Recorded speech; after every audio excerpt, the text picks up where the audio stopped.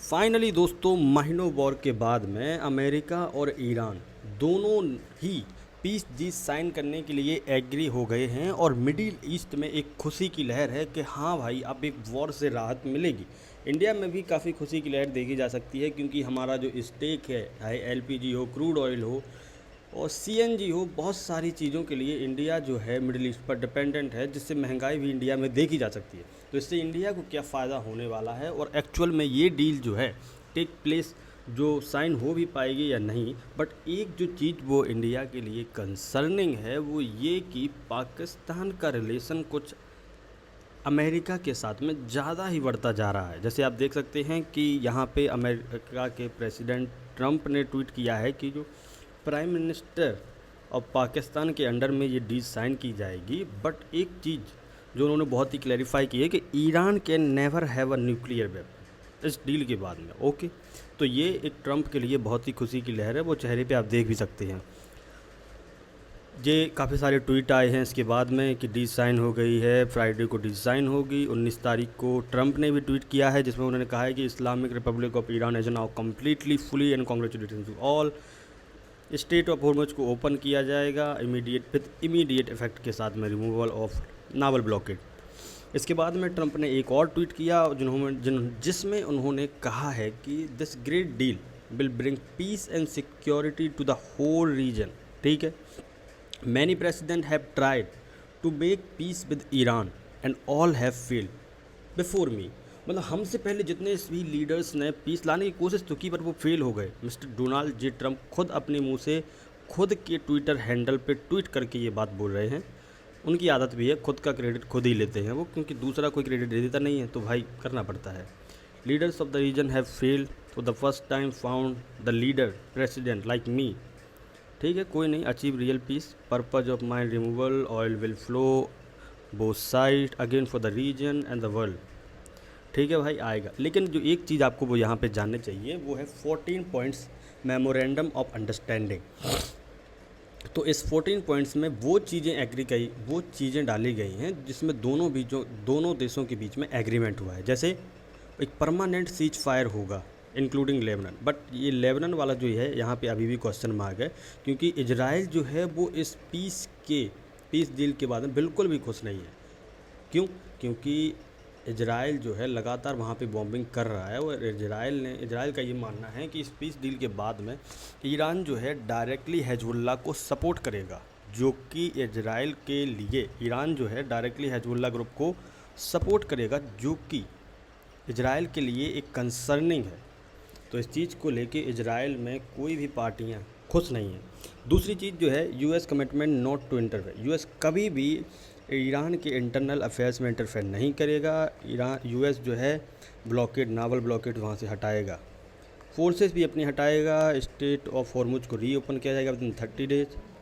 US and allies reconstruction plan for Iran worth at least $300 billion. But एक चीज़ जो इसको दिखाया गया है कि अमेरिका जो है $300 बिलियन जो है वो ईरान को कंपनसेशन दे रहा है। इस न्यूज़ को मीडिया पे चलाया जा रहा है, बट ये न्यूज़ जो है वो बिल्कुल ही फॉल्स है। क्यों? क्योंकि प्रेसिडेंट डोनाल्ड ट्रंप ने बिल्कुल क्लैरिफाई कर दिया है कि ये एक फेक न्यूज़ है और हमने ऐसा कोई वादा नहीं किया है। तबकि ये ऐसा है कि हमारी जो कंपनियां जिनका इंटरेस्ट जो है वो ईरान में है वो इन्वेस्टमेंट करेंगी, जिसके थ्रू वहाँ पे रिकंस्ट्रक्शन वगैरह किया जाएगा। कोई डायरेक्टली कंपनसेशन की यहाँ पे बात नहीं हुई है। सैंक्शन को ईरान के ऑयल पे जितने भी सैंक्शन ऑयल एंड एनर्जी पे सैंक्शन है उनको हटाया जाएगा। Commitment to produce nuclear weapon.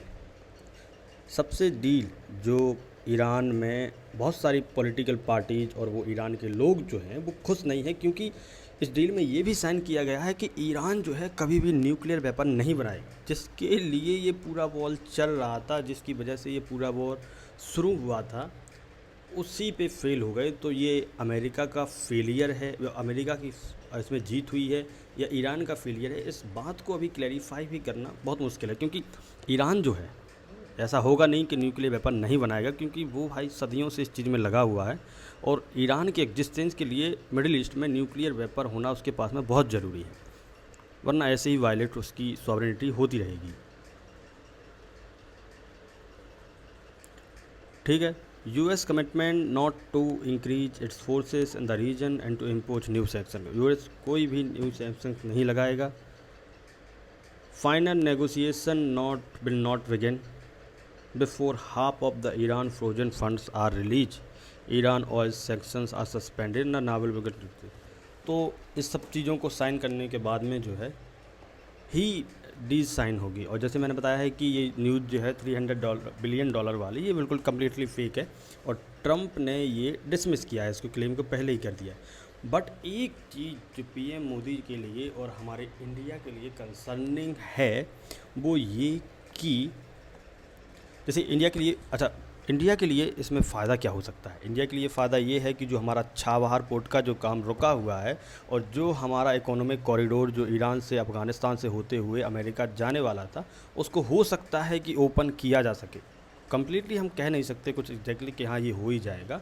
इससे दूसरी चीज़ ये होगी कि हम एलपीजी सप्लाई, सीएनजी वगैरह, क्रूड ऑयल जो हमारा अभी रुका हुआ था जिससे महंगाई हमारी हो रही थी, और इंडियन शिप्स जो कि इनडायरेक्टली इंडिया की हैं उस पर अटैक हो रहे हैं, तो इस चीज़ से भी इंडिया को रिलीफ मिल सकती है। बट एक चीज़ जो कंसर्निंग है वो ये कि अमेरिका का जो रिलेशन है वो पाकिस्तान के साथ में बढ़ रहा है और ये इंडिया के लिए बिल्कुल भी ठीक नहीं है। क्योंकि हाल ही में ट्रंप जो हैं चाइना भी गए थे, तो एक इनडायरेक्टली इंडिया के लिए कुछ ना कुछ कंसर्निंग है, जिस पे मुझे लगता है कि इंडिया की डिप्लोमेसी को और अच्छे से काम करना चाहिए, तभी जो है चीज़ें सामने निकल गई। I hope this deal will sign और इससे रीजन में पीस आए और वहाँ के लोगों को तकलीफ़ ना हो। और इंडिया का और आगे क्या होता है देखते हैं, क्योंकि ट्रंप जो हैं ट्वीट करने में और दोबारा ट्वीट करने में ट्रंप को टाइम थोड़ी ना लगता है, ये अपनी बात पर अड़ग नहीं रहते हैं। तो देखते हैं क्या होता है, तब तक के लिए धन्यवाद।